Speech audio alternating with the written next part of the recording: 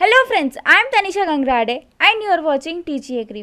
Friends, आज हम लोग BHU M.Sc 2019 में पार्ट 3 को डिस्कस करेंगे। इससे पहले हमने पार्ट 1 एंड पार्ट 2 को डिस्कस किया था, जिसकी लिंक आपको हमारे डिस्क्रिप्शन में मिलेगी या फिर आप आई बटन पर भी क्लिक करके हमारे वीडियो को देख सकते हैं। अगर आप ये पेपर डाउनलोड करना चाहते हैं तो हमारी वेबसाइट tgagri.weebly.com पर जाकर ये पेपर डाउनलोड कर सकते हैं। और अगर अभी तक आपने हमें सब्सक्राइब नहीं किया है तो नीचे दिए गए रेड बटन पर क्लिक करके हमें सब्सक्राइब कर लीजिए और साथ ही बेल आइकन को दबाना ना भूलें। तो चलिए शुरू करते हैं। Question number 81, Black water is a disease primarily caused in, and its answer is option number 1, that is ruminant। देखिए, जो ब्लैक वाटर डिसीज़ है वो प्राइमरीली फर्स्ट रूमिनेंट और कैटल में कॉज होती है। ओकेजनली वो पिग और गोट में भी कॉज होती है। Now another question, question number 82, rank of India in the buffalo population is, and its answer is option number 1, that is first। India ranked first in the buffalo population। Question number 83, the reading on lactometer ranges from, and its answer is option number 4, that is 0 to 50। Question number 84, which protein is most abundant in milk, and its answer is option number 1, that is casein। Casein is the protein which is most abundant in milk। Next question, question number 85, which one plant has minimum photo respiration rate। हम जानते हैं दो type की process होती है, एक C3 plant होते हैं और दूसरे होते हैं C4 प्लांट। जो C3 प्लांट होते हैं उसमें फ़ोटो रेस्पिरेशन बहुत ज़्यादा होता है और जो C4 प्लांट रहते हैं इसमें फ़ोटो रेस्पिरेशन बहुत कम होता है, लीस्ट होता है या फिर हम कह सकते हैं नेग्लिजिबल होता है। तो यहाँ हमसे पूछ रहे हैं which plant has minimum photo respiration. Minimum photo respiration मतलब वो हमसे पूछ रहे हैं C4 प्लांट के बारे में। अब C4 प्लांट के एग्जाम्पल्स होते हैं मेज़, शुगर केन, सोरगम, मिलेट। वहीं पर C3 प्लांट के एग्जाम्पल होते हैं wheat, rice, barley, oat, peanut, cotton, sugar beet, tobacco, spinach and soybean.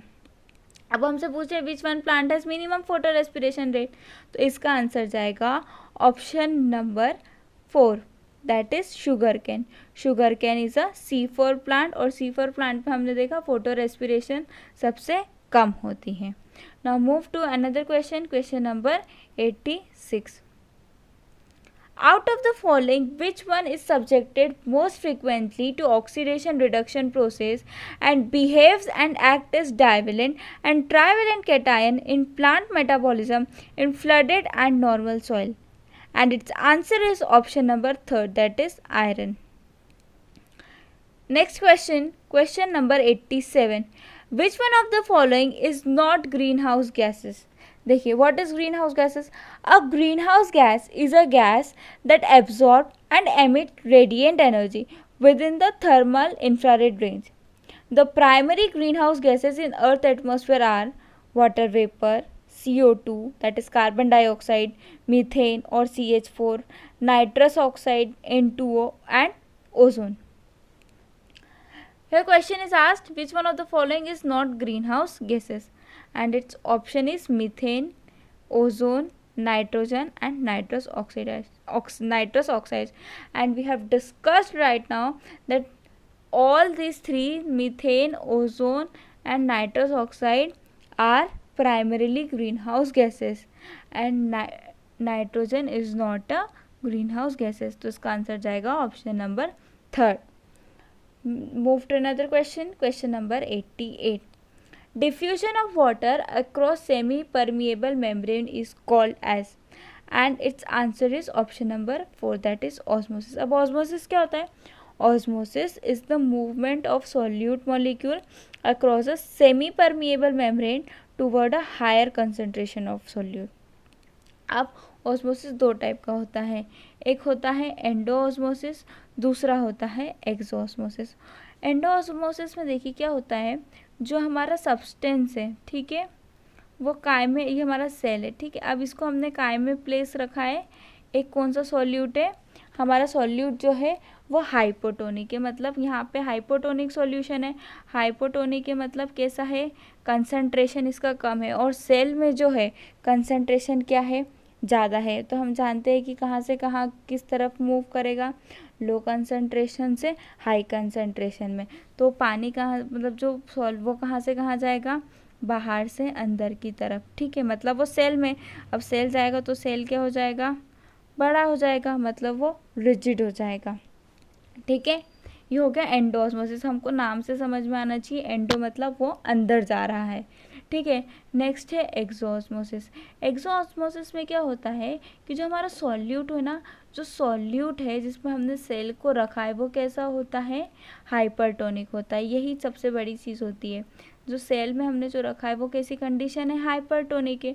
और जो अंदर, जो सेल के अंदर जो कंडीशन है वो कैसा है, जो सेल का जो सेल शेप है वो कैसा है, उसमें कॉन्सेंट्रेशन क्या है, कम है, ठीक है। तो हम जानते हैं कि कहाँ से कहाँ ऑस्मोसिस में मूव करता है, लो कंसंट्रेशन से हाई कंसंट्रेशन में। तो सेल क्या हो जाएगा, सेल हो जाएगा फ्लैसिड, सेल बिकम फ्लैसिड, ठीक है। उसके बाद एक और होता है आइसोटोनिक सॉल्यूशन। आइसोटोनिक सॉल्यूशन में क्या होता है कि सेल के अंदर और सेल के बाहर दोनों कॉन्सेंट्रेशन सेम होते हैं। तो सॉल्यूट और सॉल्वेंट जो पार्टिकल्स है या जो सॉल्वेंट का मूवमेंट है वो नहीं हो पाता है, सेल का जो साइज और शेप है वो सेम रहता है, ठीक है। ये हमने देखा ऑस्मोसिस। अब हम नेक्स्ट क्वेश्चन देखते हैं, question number 89। Which one is considered as rooting hormone. देखिए एब्सिसिक एसिड क्या होता है, abscisic acid is a stress hormone. Two four dichlorophenoxy acetic acid is a synthetic hormone, synthetic auxin.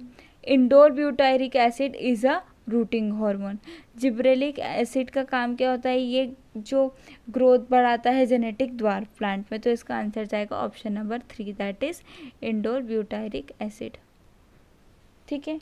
Now move to another question, question number 90। Name the enzyme directly involve in CO2 assimilation.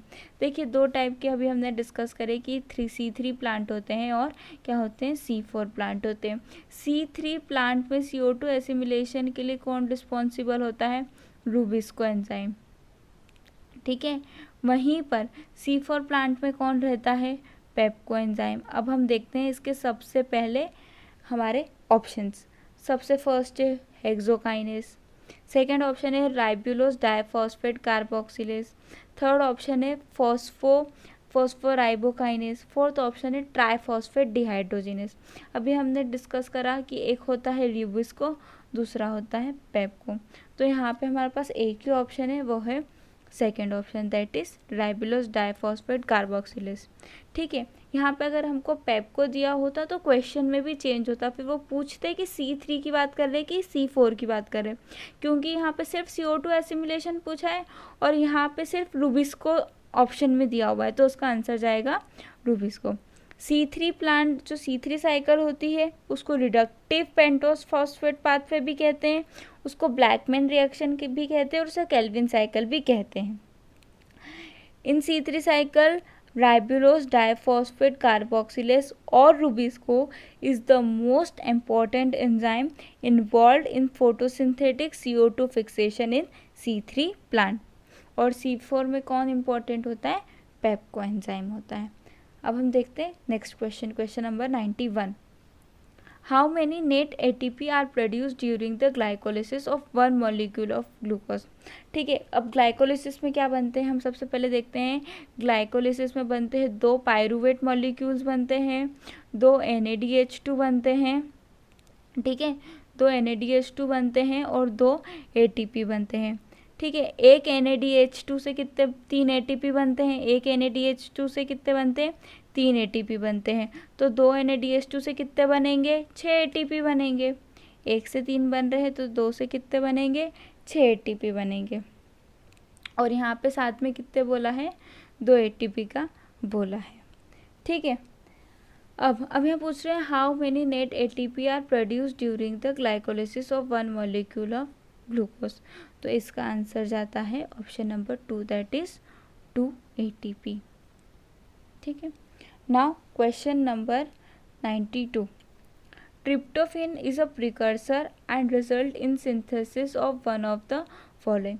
देखिए, auxin का precursor क्या होता है? Tryptophan. Gibberellin का precursor क्या होता है? Isopentyl pyrophosphate.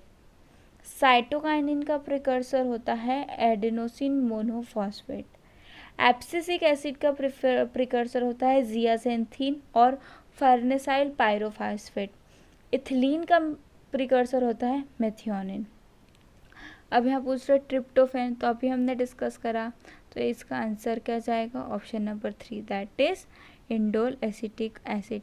ट्रिप्टोन किसका प्रिकर्सर होता है? ऑक्सिन का। ऑक्सिन को हम इंडोल एसिटिक एसिड भी कहते हैं। ठीक है, now move to another question. Question number 93. In DNA, one among following is absent and its answer is option number 4, that is uracil. हम जानते हैं कि डीएनए में यूरासिल नहीं होता है। डीएनए में क्या होता है? Adenine, thymine, guanine and cytosine. ठीक है, now move to another question. Question number 94. In green plant during Hill reaction or light driven reaction, one of the following is splitted means broken down. अब देखते हैं क्या होता है। In light is absorb and energy is use to drive electron from water to generate to generate NADPH and to drive protons across a membrane. These protons return through ATP synthase to make ATP. ठीक है, अभी हमने देखा किसको तोड़ते हैं, वो water को तोड़ते हैं। ठीक है, क्या बनाने के लिए? ATP बनाने के लिए किसका ब्रोकन डाउन होता है? वाटर का ब्रोकन डाउन होता है। Now question number 95. Unlike legume seeds, the germinating seed of cereal always remain inside the soil. It is scientifically called as. देखिए, दो टाइप के जर्मिनेशन होते हैं, एक हाइपोजियल जर्मिनेशन होता है और दूसरा होता है एपिजियल जर्मिनेशन। हाइपोजियल जर्मिनेशन क्या होता है? It is a type of germination whereby the seed leave और the cotyledon remain below the soil surface during germination. मतलब अगर कॉटिलिडन सॉइल सरफेस के नीचे है, ठीक है, जर्मिनेशन के समय, तो उसे कहते हैं हाइपोजियल।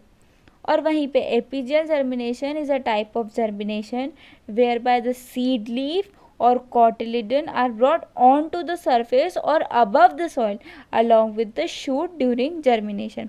मतलब जर्मिनेशन के समय पे अगर कॉटिलिडन सीड लीफ सॉइल के ऊपर है तो उसे हम कहते हैं एपिजियल जर्मिनेशन। अभी आपसे क्वेश्चन पूछ रहे हैं, the germinating seed of cereal always remain inside the soil, तो इसका आंसर जाएगा option number 2, that is hypogeal seed germination. एक और टाइप का जर्मिनेशन होता है, उसको कहते हैं हाइपो एपिजियल जर्मिनेशन। ये हाइपो एपिजियल जर्मिनेशन में क्या होता है? इसका जो एक कॉटिलेडन रहता है वो सॉइल के अंदर रहता है और एक कॉटिलेडन रहता है सॉइल के ऊपर रहता है, तो उसे हम कहते हैं हाइपो एपिजियल जर्मिनेशन। ठीक है, अब नेक्स्ट क्वेश्चन देखते हैं, question number 96. Zinc is considered as constituent and activator of one of the following. देखिए, जिंक का एक एक्टिवेटर है। Zinc is an activator of carbonic anhydrase और एल्कोहल डिहाइड्रोजिनेस। ठीक है, ऑप्शन नंबर 1। अब यहाँ पे फाइटोक्रोम दिया है। हम जानते हैं कि फाइटोक्रोम क्या है? ब्लू ग्रीन प्लांट पिगमेंट है जो क्या रेगुलेट करता है? प्लांट डेवलपमेंट को रेगुलेट करता है। ऑप्शन नंबर 3, ज़ेंथोफिल एसेसरी पिगमेंट होता है प्लांट में। ठीक है, जो कैरोटीनॉइड एसेसरी पिगमेंट है वो कैरोटीनॉइड दो टाइप का होता है, एक कैरोटीन होता है और दूसरा क्या होता है? ज़ेंथोफिल होता है। ऑप्शन 4 है ferredoxin. It is found in chloroplast which mediate electron transfer and contain iron sulphur cluster. ठीक है, now move to another question, question number 97. A respiratory system in which all 10 pairs of spiracles are functional is called. सबसे first है हेमीन्यूस्टिक। इसमें क्या होता है? 1 और 2 spiracles non functional होते हैं, इसका एग्जाम्पल है लार्वा। दूसरा है होलोन्यूस्टिक। इसमें सारे स्पाइरेकल्स कैसे होते हैं? फंक्शनल होते हैं, इसका एग्जाम्पल होता है ग्रास हॉपर। थर्ड है पेरिन्यूस्टिक। इसमें 9 स्पाइरेकल्स फंक्शनल होते हैं, इसका एग्जाम्पल है कैटरपिलर। लास्ट है प्रोन्यूस्टिक। प्रोन्यूस्टिक में सिर्फ एक स्पाइरेकल फंक्शनल होता है और इसका एग्जाम्पल है पर प्यूपेरियम। ठीक है, अब यहाँ पूछा है all a respiratory system in which all 10 pair of spiracle are functional, तो इसका आंसर जाएगा ऑप्शन नंबर 2, दैट इज होलोन्यूस्टिक। ठीक है, move to another question, question number 98। During depolarise condition the potential inside the nerve membrane is, अब देखते क्या होता है। During depolarisation the membrane potential rapidly shift from negative to positive. As the sodium ion rush back into the cell, they add positive charge to the cell interior and change the membrane potential from negative to positive.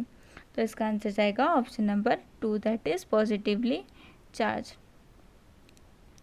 ठीक है, now question number 99। प्रोटोनिम is prolonged backward into a distinct elevated horn lying over the abdomen is a characteristic feature of family। अब इसका answer है option number 3, that is membracidae. Membracidae का common name है tree hopper. इस family के क्या special है कि इनका जो their pronotum extend beyond the abdomen and encloses the wing. The pronotum is armed with spines and needles to use as a defense mechanism. Some species of tree hoppers have a distinctive humpbacked appearance. ठीक है, now move to question number 100. A spine-like structure found at the tip of the abdomen of Rhaselis is called cremaster. Option number 1. Question number 101. Reproduction by a juvenile form is called, and its answer is option number 1, that is pedogenesis. Pedogenesis, it is a form of neoteny in insect in which the larval stages reproduce without maturing first. It occurs in the female of certain beetles, Strepsiptera, bagworm and gallmidge. Now question number 102. Which one of the following is first genetically modified plant? The first genetically engineered crop plant was Bt tobacco against Manduca sexta, reported in 1983. It was developed creating a chimeric gene that joined an antibiotic resistance gene to the T1 plasmid from Agrobacterium. ठीक है, now move to question number 103. Chitin chains are held together to form microfibrils by, and its answer is option number 1, that is hydrogen bond. Chitin polymer tend to form microfibrils of 3 nanometer in diameter that are stabilized by hydrogen bond formed between the amine and carbonyl group. Now move to another question, question number 104. Thread foot and mites belong to the family. अब देखते हैं अभी हम देखते हैं सारे options. ठीक है, टेट्रानिकाइडी फैमिली में होते हैं स्पाइडर माइट्स। ठीक है, टार्सोनीमेडी फैमिली के होते हैं speciality thread footed mites. Eriophyidae family में होते हैं गॉल माइट्स, और डेमोडिसिडी फैमिली में होते हैं Demodex might.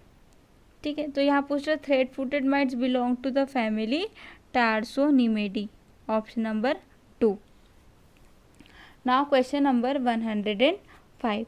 Snowdrop lectin, which is effective against aphid, is obtained from.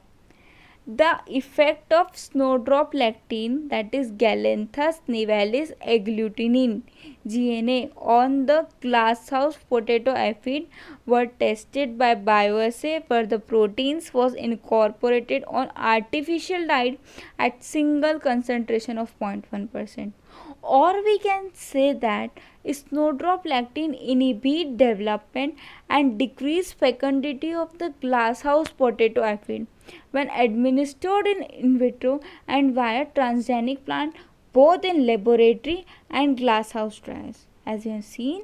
So its answer is option number 2, that is Galanthus nivalis. Question number 106. In honeybee, fertilized eggs develop into. In honeybee, fertilized egg develop into females. देखिए हम जानते हैं drone और किसकी mating होती है, queen की। ठीक है, जब ड्रोन और क्वीन की मेटिंग होते हैं तो दो टाइप के एग बनते हैं, एक होते हैं अनफर्टिलाइज्ड एग, ठीक है, और एक होते हैं फर्टिलाइज्ड एग। अनफर्टिलाइज्ड एग रहते हैं कैसे, हैप्लॉइड रहते हैं, और फर्टिलाइज्ड एग कैसे रहते हैं, डिप्लॉइड रहते हैं। जो अनफर्टिलाइज्ड एग है वो काय में डेवलप होते हैं, मेल में, और जो फर्टिलाइज्ड एग होते हैं वो काय में डेवलप होते हैं, फीमेल्स में। ठीक है, तो इसका आंसर जाएगा option number 1, that is females. Fertilised egg में भी 90% पॉपुलेशन जो होती है वो वर्कर फीमेल रहती है, और जो 10 रहती है या 10% जो हो सकते हैं कि 10 में से जो 9 है वो वर्कर फीमेल रहेगी, और एक जो है वो क्वीन रहती है। ठीक है, तो इसका आंसर जाएगा option number 1। Now move to another question, question number 107। In a survivorship curve parasitoids show a, and its answer is option number 4, that is concave curve. Question number 108. Which one of the sugarcane pest has all India occurrence? And its answer is option number 4, that is Infuscutalis. इसको अपन yellow top borer और sugar cane shoot borer भी कहते हैं। इनकी family होती है ग्रैम्बिडी। I repeat once again, it is also known as yellow top borer or sugarcane shoot borer is a moth in the family Crambidae. Option number 4, that is Infuscutalis. Question number 109. Which plant component is broken first upon addition to soil? इसको अपन ने decomposition को अपन ने 3 part में बांटा है। सबसे पहले very rapidly decompose, जो बहुत जल्दी डिकम्पोज हो जाता है। सेकेंड है वेरी स्लोली, जो बहुत टाइम लेता है डिकम्पोज होने में, और तीसरा होता है इंटरमीडिएट। तो वेरी रैपिडली में आते हैं sugar, starch and simple proteins. Very slowly में आते हैं फैट, वैक्स एंड लिग्निन, और इंटरमीडिएट में आते हैं प्रोटीन, हेमीसेल्यूलोज एंड सेल्यूलोज। अब ऑप्शन देखते हैं। First is lignin. अपन ने देखा कि जब डिकम्पोजिशन में लिग्निन को बहुत टाइम लगता है। सेकेंड देखा प्रोटीन। प्रोटीन हमने देखा कि जो इंटरमीडिएट है इसमें सबसे पहले डिकम्पोज होता है प्रोटीन, उसके बाद हेमीसेल्यूलोज, उसके बाद सेल्यूलोज। तो इसका आंसर जाएगा option number 2, that is protein. ठीक है, अब नेक्स्ट क्वेश्चन देखते हैं, question number 110. The extent of % decrease in rainfall from normal over an area termed as meteorological drought is, and its answer is option number 3, that is more than 25%. अब देखते हैं meteorological drought क्या होता है. It is a situation when there is a significant more than 25% decrease from normal precipitation over an area. ठीक है. Now question number 111. In rotation, phosphorus fertilizer in case of short supply be applied to, and its answer is option number 3, that is gram. Next question, question number 112. Highest number of domesticated food crop species is contributed by, and its answer is option number 1, that is Leguminaceae family contributed highest number of domesticated food crop species. Question number 113. The form of potassium held against negative charge of the soil colloid is, and its answer is option number 3, that is exchangeable. Exchangeable potassium is held by the negative charge of organic matter and clay minerals. It is easily exchanged with other cations and is readily available to plants. The release of exchangeable potassium to soil is called desorption, whereas the reverse reaction is termed as desorption. Now move to another question, question number 114. Common sedimentary rock is, हमने देखा था कि 3 type की rock होती है, हम जानते हैं sedimentary rock, igneous rock and metamorphic rock. Igneous rock के एग्जांपल है andesite, basalt, diorite, granite. Sedimentary rock के एग्जांपल है gypsum, dolomite, limestone, sandstone.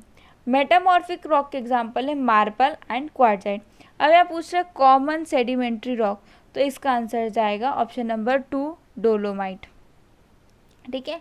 Question number 115, the favourable bulk soil density gram soil per centimeter cube of good crop of wheat is, and its answer is option number 1, that is 1.8 gram soil per centimeter cube. Another question, question number 116, carbon by nitrogen ratio of stable soil organic matter is approximately option number 3, that is 10:1. Question number 117, the crop which exhibit least nodulation and require high nitrogen plant, and its answer is option number 4, that is rajma. Question number 118, the major ingredient of divine is, and its answer is option number 1, that is Phytophthora palmivora. Divine is liquid formulation, consists of chlamydospores of a pathotype Phytophthora palmivora, and is used as post-emergent mycoherbicide against Morena odorata. Now move to another question, question number 119. Which crop is suitable for cultivation in highly saline soil? And its answer is option number 3, that is barley. Question number 120. Rhizobium species suitable for inoculation of berseem crop seed is, and its answer is option number 3, that is Rhizobium trifoli. तो आज हमने BHU M.Sc 2019 के paper को discuss करा। इसके बाद हम 2018 के पेपर को डिस्कस करेंगे। इससे पहले हमने ICAR JRF के पेपर को भी डिस्कस किया था, जिसकी लिंक आपको हमारे डिस्क्रिप्शन में मिलेगी। अगर आपको ये वीडियो पसंद आया हो तो प्लीज़ इसे लाइक कीजिए, शेयर कीजिए, सब्सक्राइब कीजिए। साथ ही बेल आइकन दबाना ना भूलिए, जिससे आपको हमारे लेटेस्ट वीडियो के नोटिफिकेशंस मिलते रहेंगे। साथ ही आप मुझे इंस्टाग्राम और फेसबुक पेज पर भी फॉलो कर सकते हैं, और हमारे टेलीग्राम पर TG एग्री चैनल को ज्वाइन कर सकते हैं, जिसकी लिंक आपको हमारे डिस्क्रिप्शन में मिलेगी। Thank you.